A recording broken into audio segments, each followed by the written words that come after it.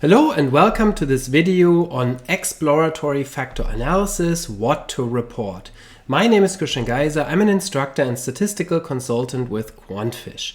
In this video, I want to give you some input on what should typically be included in a report of an exploratory factor analysis, what results are critical to be, or what information is critical to be included in a report of such findings. So let's get started with, first of all, a review of what EFA is. So exploratory factor analysis is a multivariate statistical method that allows us to determine the number of dimensions or factors or latent variables, as we say, based on a set of observed variables. And so specifically, we typically use the observed variable correlation matrix and then analyze this with exploratory factor analysis to find out how variables cluster together. So which variables are more highly correlated with one another. Those are supposed to measure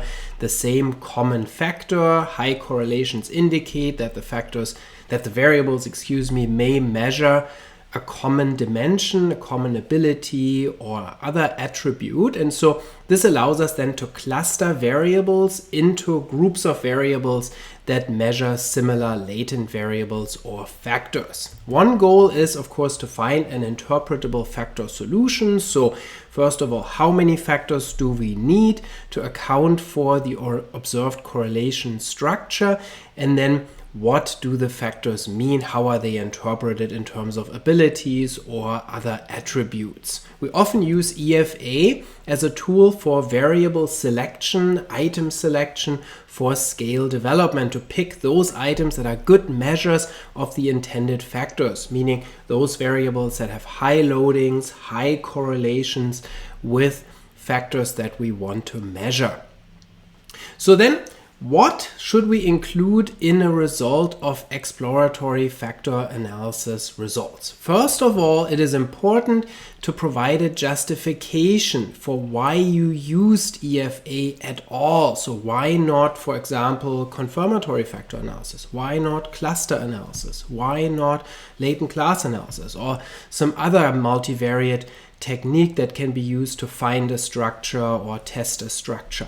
So for example, was the factor structure previously unknown? Are you looking to find continuous dimensions, continuous latent variables that underlie your observed variables?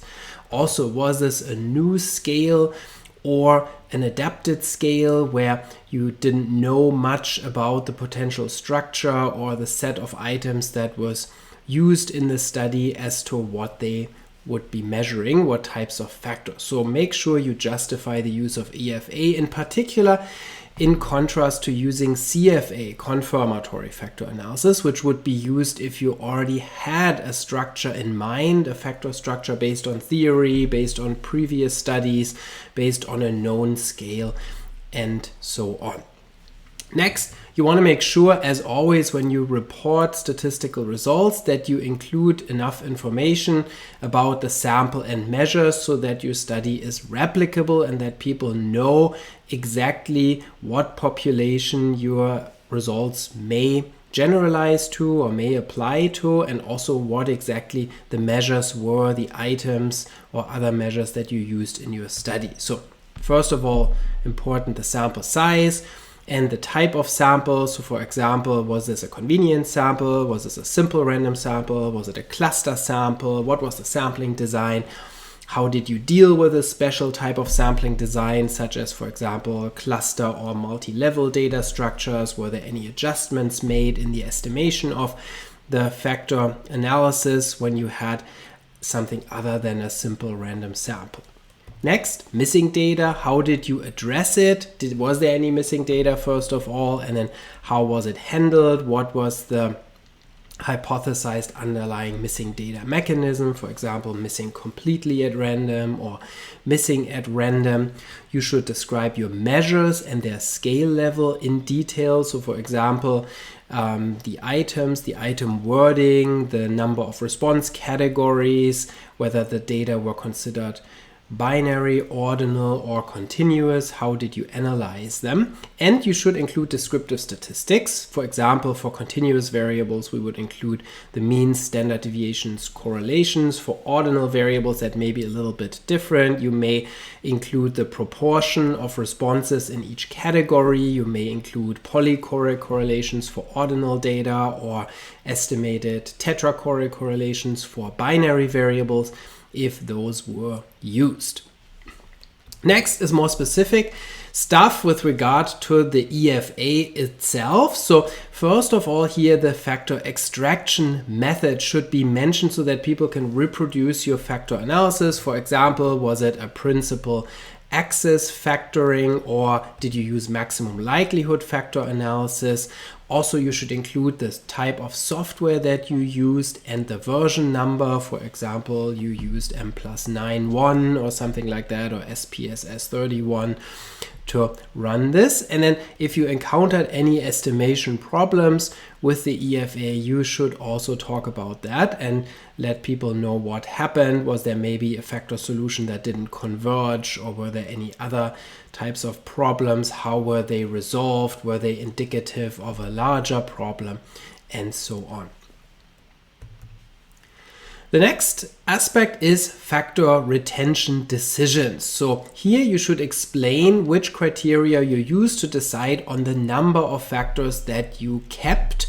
So what did you use? For example, eigenvalue criteria, or a scree plot, or parallel analysis, fit statistics, theoretical considerations, and interpretability. So many criteria are based on the eigenvalues. Here you can see a scree plot both for actual data and for simulated data for a parallel analysis.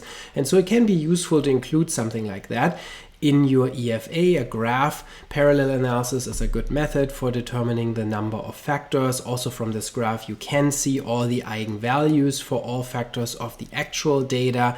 You can do the scree test based on that. You can do the parallel test based on that. So that's useful. And then also if you used, for example, maximum likelihood factor analysis, you could include fit statistics such as a chi-square test of model fit, degrees of freedom, p-value for the chi-square for different factor solutions, potentially a chi-square difference test. You can use other fit statistics as well, such as an RMSEA, CFI coefficient, SRMR coefficient, information criteria such as the AIC could be used. And then also theoretical considerations about which factor solution was most interpretable. So that's really, really important to make that transparent, how you arrived at your final number of factors that you retained. Here's an example of fit statistics. This is taken from the free JASP program, JASP. I have a separate video on how to do EFA in JASP if you're interested in that, and they give you a nice table for maximum likelihood factor analysis where you get your chi-square value. In this case, you can see the p-value here is non-significant, so this model is not rejected, this factor model. Also, you get additional fit statistics, an RMSEA coefficient, SRMR, TLI, CFI, and a BIC coefficient. And so based on those here, you can also see that this model fits the data well in this example. Next is factor rotation. Factor rotation makes factors more interpretable, and you have two different options. One is orthogonal rotation, where the factors remain uncorrelated, and the most common method is Varimax to achieve that rotation with orthogonal factors or uncorrelated factors. And then also there is the possibility of oblique rotation, which can be used so that factors are allowed to correlate. And here two methods that are commonly used are Promax and Oblimin. Now, I would recommend oblique rotation in general because it's more realistic and often leads to a better simple structure with regard to the factor loadings, because oftentimes factors are at least moderately correlated, and then if you don't allow that, that might affect your simple structure of the loadings. So oblique rotation is typically preferred, and you should let people know which method you used. After factor rotation, you would take a look at the factor loading matrix. And so here you would definitely of course, show the primary loadings, but also cross loadings. It could be a good idea potentially to highlight primary loadings in boldface so that people can see, okay, those are the variables that define this factor. Those are the variables that load highly or most highly on a given factor. So those are the defining variables or marker variables for that factor, and then cross loadings in regular font, for example, so that people can also see those, but then quickly see which factor, how the factors are defined.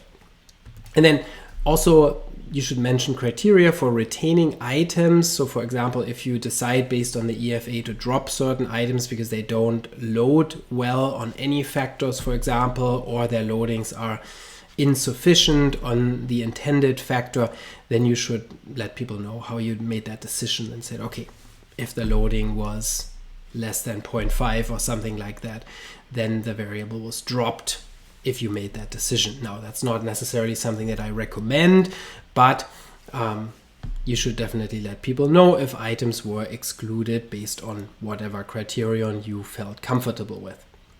With oblique rotation, you would also want to report factor correlations. Here's an example. So here I used Promax rotation of a 3-factor solution, and the factors then were correlated. After rotation, you can see that there were some substantial correlations here. For example, factor 1 and factor 2 were correlated 0.445. So that's an important correlation size, and then you would also want to interpret that and let people know why those dimensions might be correlated or not so strongly correlated. So that's definitely something to include whenever you use oblique rotation with factor analysis. And again, for example, JASP gives you a nice table that already looks like an APA style table. Another piece of information that people like to see with EFA is variance explained. And so here first is variance explained by each factor, and then also total variance explained by all factors. Most EFA programs will give you that information in a summary table, so where you can see how the variance explained is distributed across the factors after rotation, and then also what the total amount of explained variance is with the factors that you retained.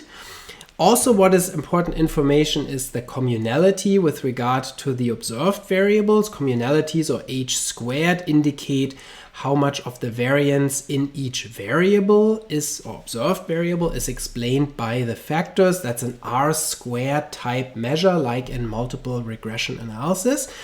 Or some programs don't directly give you the communality h squared, but they might give you uniqueness, which is 1 minus h squared. So uniqueness is the unexplained variance, which comprises measurement error variance and specific variance in the indicators that is not due to the factors that you retain. And then based on uniqueness, or 1 minus h squared, obviously you can very easily determine the h squared. Here's an example of h squared. Again, it's equivalent to r squared, or the proportion of variance explained in an observed variable by all factors taken together. This is again taken from JASP. The output here, the factor loadings in this matrix, for simplicity, the cross loadings were suppressed, which I would not recommend that for a report, for a paper. You should include also the cross loadings, but here I did that just to make that slide a little bit easier to read. And so you can see factor 1 is clearly defined by the ZVT variables, factor 2 is clearly defined by math variables, and factor 3 is defined by MRT1 and MRT2. Rotation method was Promax here, and you can see the last column gives us the uniqueness, 1 minus h squared, and then based on that 1 minus h squared, here you can then calculate h squared. And I did that. You can see those here. So those will be the values, the explained proportion of variance. For example, ZVTD has 68.2% explained variance by all 3 factors, and the remaining 31.8% in ZVTD are unexplained variance, which means measurement error variance and specific variance in that indicator that is not shared with the other, or with the factors, or not explained by the factors. Here's another example of factor correlations that we've already seen that. Now, factor interpretation. Here it is important to discuss how you would interpret each factor in the solution that I just showed you. It's easy. You can see all the variables were clearly aligned. So we had one math factor, for example, that was defined by the 4 math tests. And then that interpretation of the factors is typically done based on those variables that have the highest loadings on a given factor. Let's say a loading that's maybe above 0.7 or above 0.8, something like that. So the higher, obviously, the clearer the interpretation. Also, substantive theory can help to interpret, for example, when you have a theory of personality already and you're giving people a bunch of items about personality, then that theory might inform how you would label the factors. And that's something that would be recommended, to give each factor a clear label so that people know, okay, what did you actually find, or what you think you found in the EFA? How are these latent variables that you found? How should they be interpreted? I hope you found this video useful to learn about how to report the results of an exploratory factor analysis. Also check out my other videos on this channel where I show how to conduct EFA in a variety of different programs, including Mplus, including free programs such as JASP and Jamovi, and I'll see you in the next video.